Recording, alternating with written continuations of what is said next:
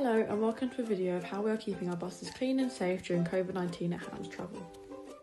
After each duty that the bus or coach has undertaken, we start by equipping ourselves in the correct PPE and wiping down all major touch points in the bus, including the ticket machine, handrails and seatbelts if applicable.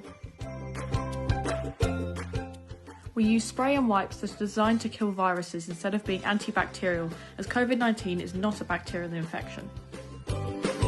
The most effective way of killing the virus, should it be inside any of our vehicles, is our new fogging machine, which is designed to spread throughout the vehicle and kill any form of virus, should it be on the surface or within aircon filters.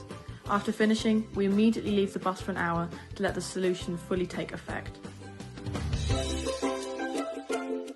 There is hand sanitizer available at the front of every bus for passengers to use as they board their journey.